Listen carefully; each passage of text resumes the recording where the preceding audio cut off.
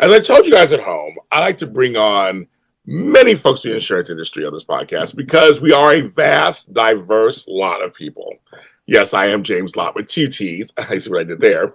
But this show is all about showcasing the insurance industry first and then who's in it a close second. This is Quote Me, an insurance podcast. I'm James Lott Jr., JLJ Media. And I'm happy to have this person on. I found him online. He was wandering around online. I found him. No, actually, no, he was actually suggested to me as somebody. I'm like, oh, okay. Well, I like a big bear, so that always works for me and that beard. But then I was like, he does insurance. I'm like, okay, so let me talk to him. He is currently at an insurance conference as we speak. So he's really into insurance, folks. He is the founder of the cutely titled Daddy Bear Insurance Agency. I love that. But he's been in a lot of nonprofit stuff. As many of us who come from other things first and get into insurance, we're going to find out all about him. So help me welcome Jeremiah Stevens. Hi, Jeremiah. Hi. Thanks for having me on. So actually, do you like to be called JB, Jeremiah, what do you want to be called? Jeremiah's fine. Right. I like Jeremiah. I get it. Well, welcome to the show. It's very nice to meet you. Meet you in quotes. Yes, likewise. It's very nice to meet you. So now, where are you based? I'm based in Chicago, Illinois. Love Chicago. In Chicago, I've been to Chicago 100 million times. Never for insurance stuff. How is the insurance industry there in Chicago?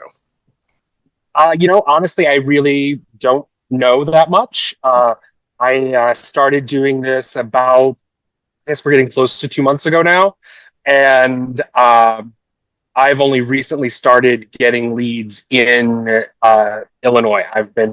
I started out, working with my mentor and using the leads he had that were in Virginia and Ohio. And so I'm really just getting started and figuring it out. And that's why I wanted you on here, because we get you from the beginning. So when you are at this giant superstar later, and hopefully you'll never forget me, I can have you back on and go, see, we can see the difference. I love that, because you have to start somewhere. That's why I want you on, because you're starting somewhere. So firstly, what were you doing before this? My career, really, so I had a brief stint as a high school math teacher and working in Brooklyn, New York. That was my hometown, yes. I was prepared to be a math teacher and teach kids algebra. I was not prepared to help them deal with arrested parents, gang shootings in the neighborhood. Like, I was not a social worker. And the part of me that comes from a sociology background that, those things are more important to people in their day-to-day lives than the Pythagorean theorem. The Pythagorean theorem is a great thing to know if you're safe, if you have food, if you have all these other things. Yes. But if not, solving for, a quadratic equation doesn't matter. Nope. And so how am I going to keep failing these kids because they're not getting their homework done? Well, they don't have a home. They're not doing well on tests. Well, they're starving. And I'm just perpetuating a system. So it wasn't for me. But I knew that education was really important to me. I grew up in rural Arkansas, poor farm kid. I sent myself to boarding school when I was 16, on a full scholarship, which wow. my parents said they couldn't afford boarding school, which they couldn't. And I said, well, what if I get a full scholarship? And what I heard was, yeah, sure. And what they really said, sure. Right. No, right. And then I called their bluff and got a full scholarship. And so I've been a scholarship, through undergrad, boarding school, undergrad, grad school. And so I knew that was important to me. And so I switched into a career raising money to provide scholarships to kids who wouldn't otherwise be able to afford schools. And so that philanthropy was almost a 20-year career. And then last June 2024, I came into work one day and I got the call from my boss that, could I come over to his office? And I said, sure. So I go over there and then he says, leave the door open. HR is going to join us. HR doesn't join your boss. No, right. Hello. For happy times. No. So the university I was working at was on some tough financial times, which I knew, and they decided to get rid of one of their most expensive employees. And I hope that works out because I was also their most profit earning employee. I like the way you said that. I'm like, I like that. Yes. So I spent some time. I had some savings, and I had my feelings for a couple days, right? I've never been fired before. Yeah. But then, like, pretty quickly, I was like, I was so sick of doing that job, doing that work. I was tired of, sucking up to rich people for pennies out of their pocket. So I got quickly to the point of like, I was never going to quit that job because it was a good job. It paid well, had great benefits, all of that. Yeah. And so this was the change I needed, and it got forced on me. And so I spent some time doing odds and ends, figuring out what it was I was going to do next. And I'd been talking about for a long time that once my student loans were forgiven, I was going to go into sales because it was the same basic skill set, but I would actually get paid for the effort I put into my right. And so I decided to start doing that and then applying on my own, and I just wasn't getting anyone to pay attention to my resume because I don't have a sales resume. So I actually used a tool called jobhire.ai and let AI rewrite my resume, rewrite all my cover letters, and start applying to a whole bunch of sales jobs for me. In the course of 3 weeks, it applied to over 1,000 work from home or Illinois, Chicago-based sales jobs. I had a bunch of interviews with a bunch of different companies selling a bunch of different things. And life insurance became the one that I was like, yeah, that's a product that I believe in. It's a product I think that, listen, I am to the left of AOC. And in my dream world, we don't need life insurance anymore because we're paying taxes and people can retire and all of these things, right? But that's not the world we live in right now. Nope. So right now, today, people need life insurance. Yeah. People need critical care insurance. People need all of these things that my company provides. And so, I felt like I could honestly go to work every day, have a conversation about why this is necessary. Whereas, like I interviewed with a company selling advertising in magazines, and I was like, I don't know why the hell anybody needs a magazine, needs an advertisement in a magazine. Right. I can't do that. So that's how I got here. It's still in alignment with my, core values of providing service to people, of helping people in their times of need. But it is a job that rewards me for being good at my job, for working hard. And there's no upper limit to how much I can do. And there are guys in my company that I see and I'm like, yeah, I don't want to work that hard. Like, great, you're making $1.5 million a year, and that's fantastic for you. But you're working 70, 80 hours every week, including while you're on vacation. And no, thank you. Yes. Can I cut that in half, work 40 hours a week, and make $500,000 a year? That's enough for me. That's good money. That is good money. That is more than this poor farm kid ever thought anyone would ever pay me. Well, I love your story. That's so funny because you came to. I always say, everybody, I've done this show. I've done shows like this for like 20 years. So it's funny to hear everybody comes into this insurance business so different. Yours literally, where you say, thank you, AI. Thank you, sales AI, for making your resume and bringing you to this arena. Because everyone needs insurance from baby to death. Yeah. So you're in the right way. Okay, so I have to ask you. You gave a little bit in there about your feelings, but what were your feelings about insurance before you got into this insurance? So I grew up without insurance. Like I said, when I grew up on a farm, we were poor. I didn't have insurance. I got health insurance before my parents did, because at some point they invested what little they had to get health insurance for my brother and I, even though they didn't have it. And then when I went to college, my freshman year of college, I took part of my student loan money and bought myself my own personal health insurance plan.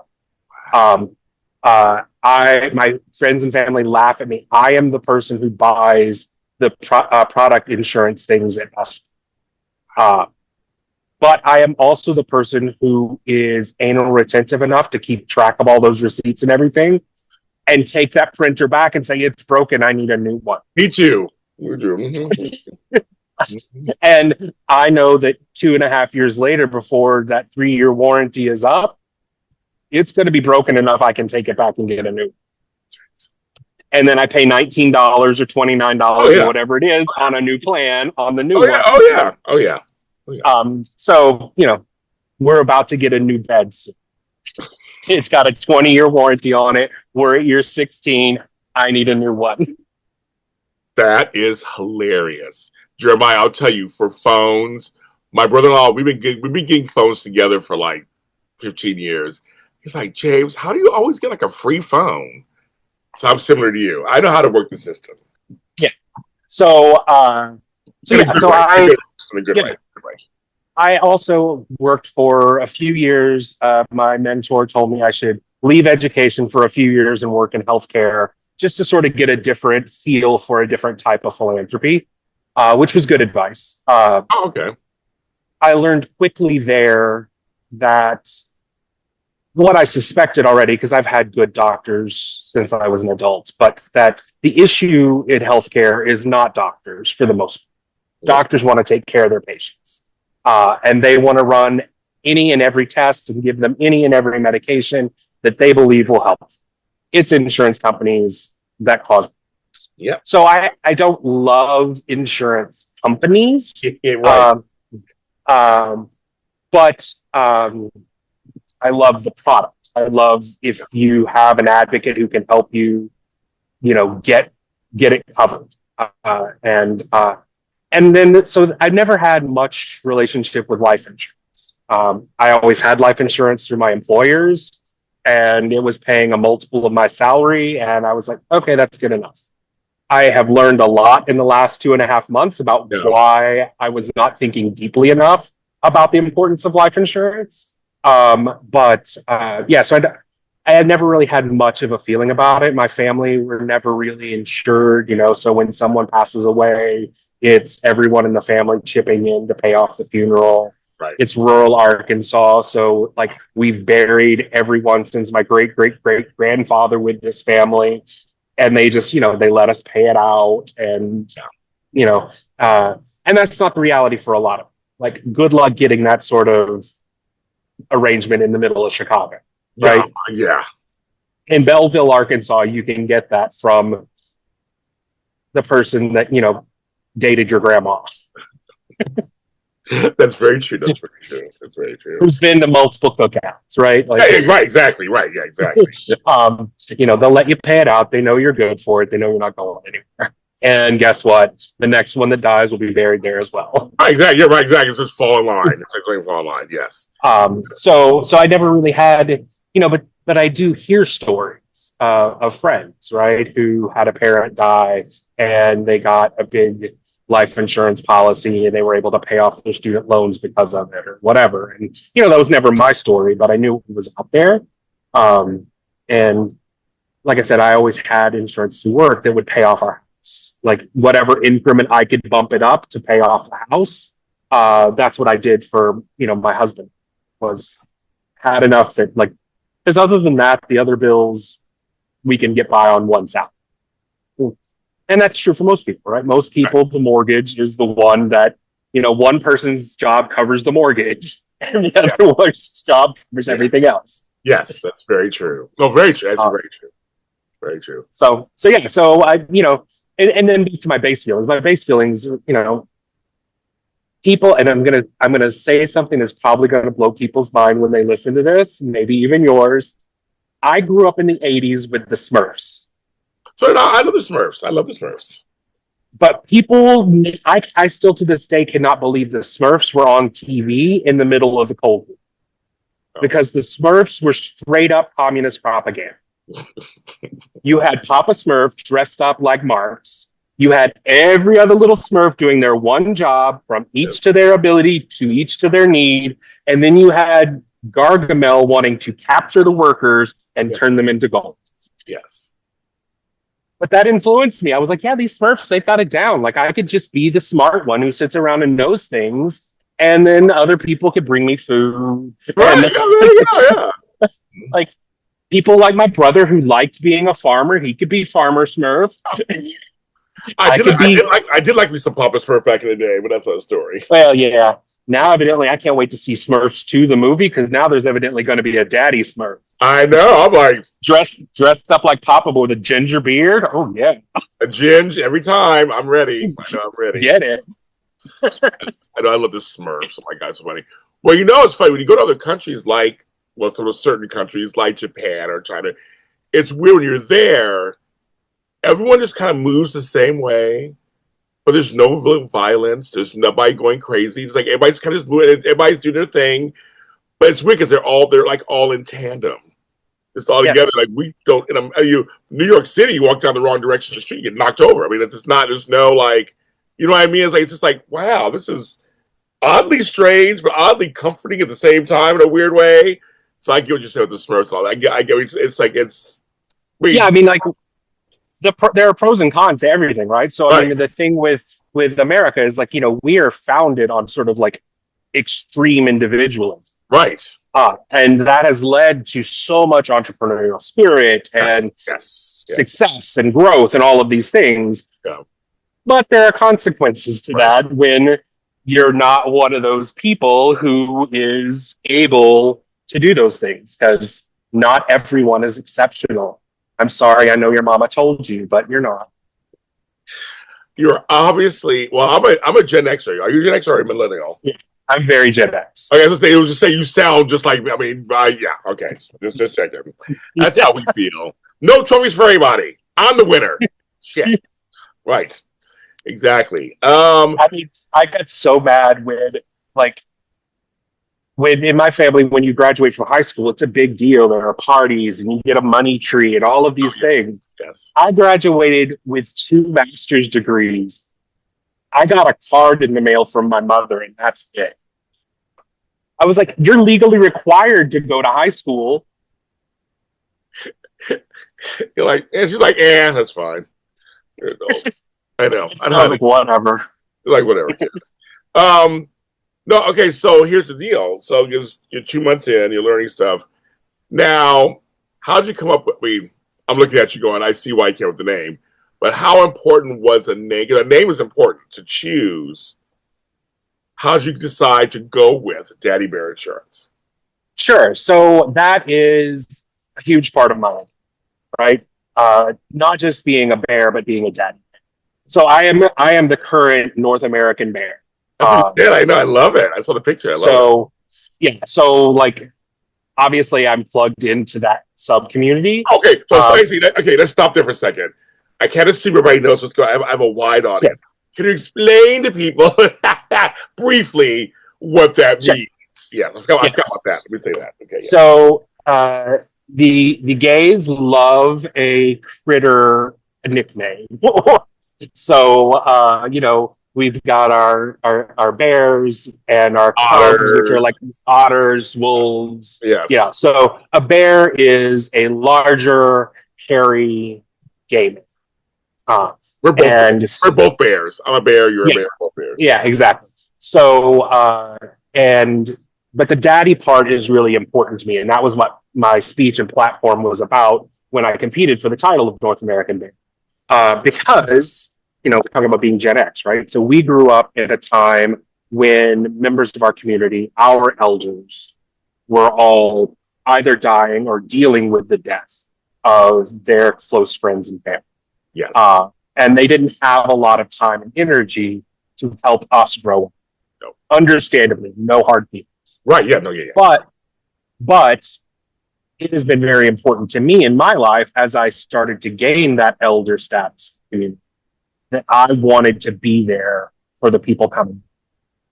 I wanted to I've taken young 20-something gay men to their first clinic for their first STD scare. Those sorts of things that just having someone who's been through it, someone who's done it, who knows it's going to be okay in the end. Yeah. And so that has been a big part of who I want to be, who I see myself as, who I think my community sees. And so when I got into this space, I was like, okay, I know I'm going to have to work a larger audience, but I want to really be there and present for my LGBTQ plus. And I want to continue that identity that I have. And so I came up with Daddy Bear Insurance because I was like, for people in the community, they'll get it on one. Right? It's like a Pixar cartoon, right? So like there's one audience getting it on this level, and then everyone else can be just like, oh, that's cute. He's a daddy bear. It's like, yes. Goldilocks taking care of the family, Yes, very, very much. Yes. So yeah, that's how I came up with it. Yeah, I'm excited about it. I think it's fun. And I was shocked that no one else has it. Yeah, I know. I was saying, I always feel all the times, like when we get names, you're like, that's not taken already? Like, I'm just like, it is shocking. Because I know there is a gay community in Chicago, Boys Town over there. I've seen it. I've been on Halsted Street. I've been there and stuff. Are you, I mean, I know you want any client, obviously, but are you marketing to them? Yeah, so that's where I'm using my existing network to reach out to educate. And also, so we've been talking a lot about life insurance. I am also been approached by Blue Cross Blue Shield of Illinois. So I am just finishing up. So Illinois is taking the marketplace away from the federal government and is going to have a state-based marketplace. So I'm having to get authorized on their system. But Blue Cross Blue Shield of Illinois approached me when they learned that I was licensed to sell both life and health. They have done the market research. There are over 40,000 LGBTQ plus market-based insureds using Marketplace to get insured in the Chicagoland area, and they have no clear or health insurance agents who are intentionally marketing that. So through that partnership, I'll be doing a lot more outreach, and then leveraging that outreach to then also sell life insurance. Because as I just said, you'll be a star. You'll be a star. I'm getting you now. I'm getting you now. I got you. When they reached out to me, and we were having like one of our first conversations, I mentioned my friend who had put me in touch with them. They were asking me, how I knew them, and I was like, well, I remember Michael when he was just getting started out. He had his first, office location, blah blah blah. Now he's got billboards all over Boys Town and Andersonville, and they were like, Do you want billboards? We can get you billboards. I love it. With Blue Cross Blue Shield, yeah, right? Again, they got money. Like, they got marketing budget. Yes, I want billboards. If I come to Chicago and I'm driving around and I see a billboard of you, I'm like, okay, kids, it's him. It's Jeremiah. It's Daddy. I want like buses, trains. Oh my God, that's on the side of Sex and the City on the side of a bus. Yeah, that's right. Or like I said, or a train, or that's hilarious. But they have. Well, I'm saying this. Blue Cross Blue Shield, obviously, everybody knows that's a big deal. That's a big entity, and it's what the state's coming to you. That's congratulations. That's really good. Thank you. And the way they put it is they're cautious about the current administration and how the current administration is reacting to DEI things. Mm-hmm. And so they are actively looking for an agent that they can put resources behind to meet the needs of this population without it being something that the government's going to come after them for. Because they can just say, it's our agent, it's his business. That's how he... Smart. Yeah. We're providing him with resources the same we would for any agent who was working in a specialized community. Like that. I like and good for Blue Cross Blue Shield, right? Like, I mean, They are very, like, in Illinois anyway. I don't know about other states, but Illinois, they have hands down the best coverage for trans folks, Okay. in covering, the widest range of potential health needs. A lot of places will, like, oh yeah, we'll do, breast reduction, but we're not going to do any facial feminization or Oh, whatever. got it. Like, Yeah. so Blue Cross Blue Shield covers almost everything. Yeah, I don't know, So I don't know about America. I'm not saying America. I don't know about California. I'm not sure. I'm sure we do too, probably. We're very I mean, progressive. it seems like a California thing. Yeah, we are here. Yeah, very much. No, that's very good. No, I love that. But no, congratulations. Oklahoma, maybe not as much. No, very much. I don't. Even Arkansas, probably not. Yeah. I know folks in Arkansas who are gay, and they're going through some stuff over there. So Oh yeah. I know it's crazy. But anyway, back to insurance. No, but you're a great example of. That's why I love at your beginning that when you put intention in something and you go for it, the possibilities are there if you're ready to see them. Opportunity knocked, you answer the door, and you're like, okay, you know what I mean. Like it's a. I want folks who are aspiring. I have a wide audience, but the folks who are aspiring use Jeremiah as an example of just walking through that door, just see what's on the other side. Yeah, and I think that I would really, like, say that is a huge part of my entire sort of life's philosophy, and everything that I've achieved really comes down to two things. One, knowing that I had unconditional love. So I could fail and I wasn't going to be unloved. Oh, okay. So that was a great gift that my parents gave me.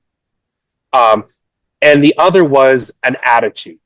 And it's night and day with my brother. So I have the attitude, or I'm sorry, my brother has the attitude that life is something that's happening to, Oh, and yes. that he is reacting to it, right? Like, this person was mean to me and I had to react. I lost this job and I had to react, right? Everything is happening to you. And like you said, I very much view the world as a lot of options and choices.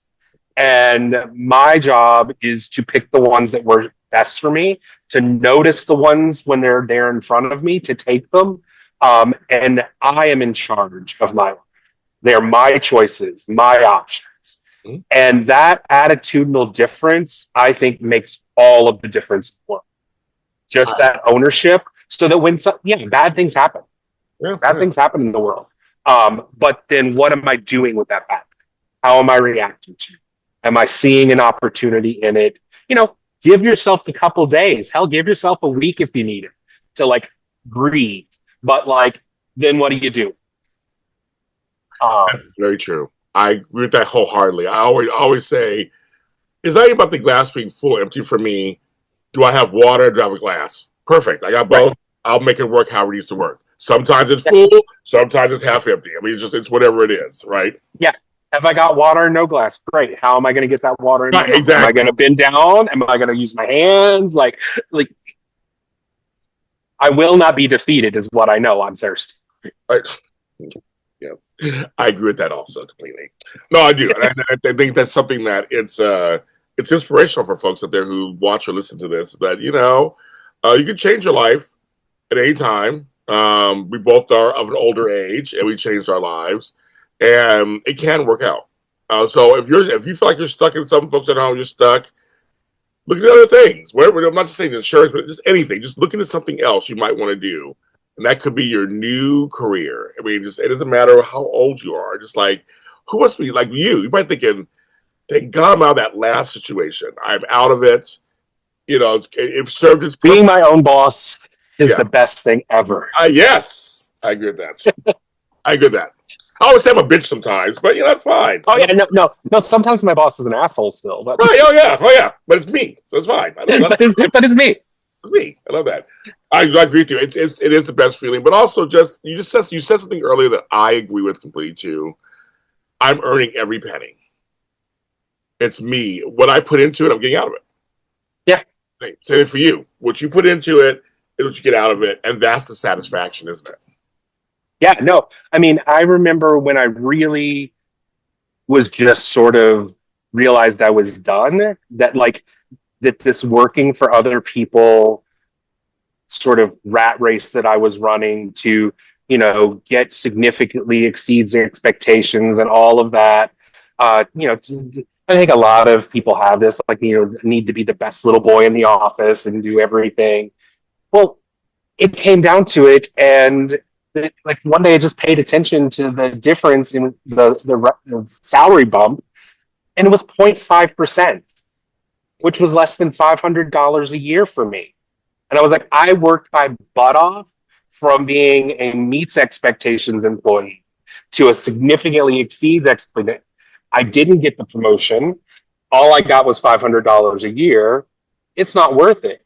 No. And when I had that conversation with my boss, and she was like, well, that's not the right attitude. And I'm like, you're the one who created this attitude. Right. You're the one who created a system that doesn't incentivize me to do more than meet expectations. Right. You passed over me for a promotion for someone from the outside. Oh. Who, like, yeah, $500 isn't worth all of the extra work. So, no. and that job in particular, I had filled in as the interim for 3 months, and then they still took someone from me. And sadly, it happens all the time. Like, you're not the only. I am not a strange, sad story of misabuse. Like, that is right. a common story. Sadly, it's a common story. Sadly, and that's you have listeners who are going, yeah, that happened to me too. Exactly. So you have to go, okay, I get where he's coming from. I happened to me. I had one that told me, we'll give you we'll give you the hours, the schedule, the salary bump, but you can't have the title. So I said, no, I didn't take any of it. I said, I want the title. Now I said, I might be into titles, but not because you don't want to give it to me, give it to somebody else. And they didn't have to work like I did. I want the title. Yeah. No, I spent those almost 20 years. It was like 18 and a half years I spent as a fundraiser. My title the entire time was director. I never got moved up. I worked from more complicated places and stuff. Yeah. I got promised a whole bunch of times that, we're going to bump you up to associate vice president. We're going to, but those never manifested. And like you just said, like they kept giving me money instead. Right. And at some point I was like, money is the money now. Right. Now I want the recognition. I want the seat at the table. Yeah. I don't know, seriously. Because another $1,000 doesn't change my life the way the respect of being a vice president is.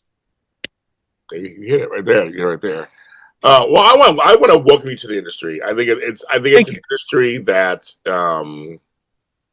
is great for work-life balance. It's great. You can make as much as you want to make, or make as little as you want to make.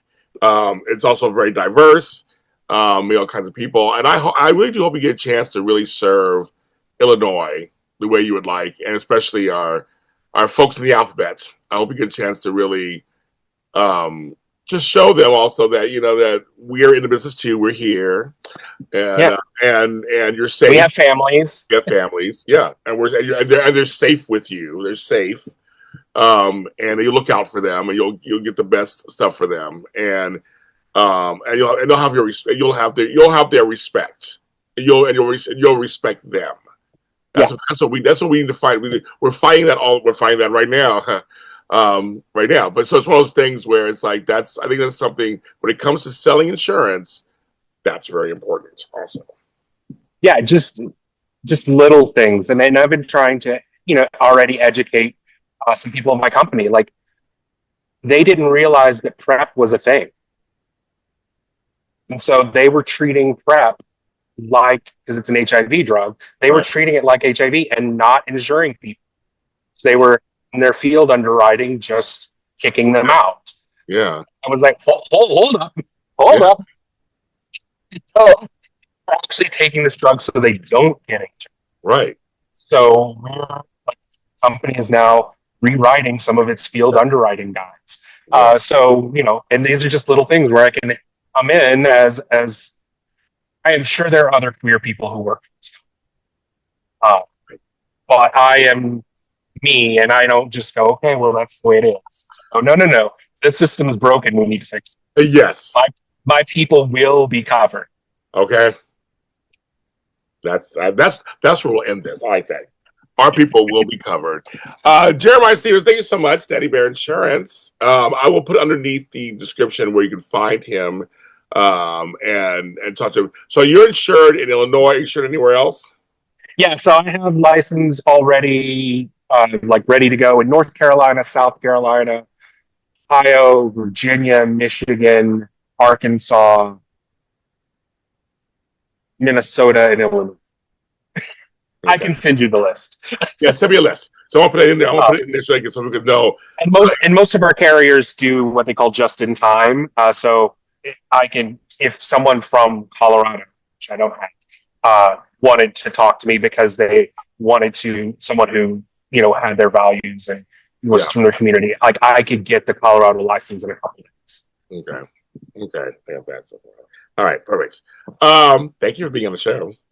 Thanks for having me. Well, thanks, Daddy. Folks, I'm James Lott Jr. I'm a daddy too. I mean, in real life and also in real life. But I love doing this show. I love talking to people. We're going to watch him and watch his ascent in the business. We'll have him back on the show later. But again, I always end the show. Insurance is important. I know people look at it sometimes as something you hope to never have to use, or it's for later. But that's still the point. You want to take care of yourself. And everyone, like I said, from baby to grave or from birth to grave needs insurance on some level, especially life insurance, health insurance. Why not find an insurance agent out there? And you can vet them. I did an episode on vetting insurance agents. You find one out there. There's one out there for you. So don't neglect or be afraid or scared or just discouraged. I just think insurance is very, especially when it comes to life and health insurance, it's very important. I want to stress that out to everybody. And hopefully you can find something that's affordable. But I'm James Lott Jr. I'm everywhere. I'm James Lott Jr. everywhere. Literally, I'm everywhere. You can't miss me. And this show is everywhere too. And it's on Apple, Audible, Spotify, iHeartRadio, and then of course the granddaddy of them all, YouTube and JLJ Media. Welcome, granddaddy. We will talk to you next time on another edition of Quote Me.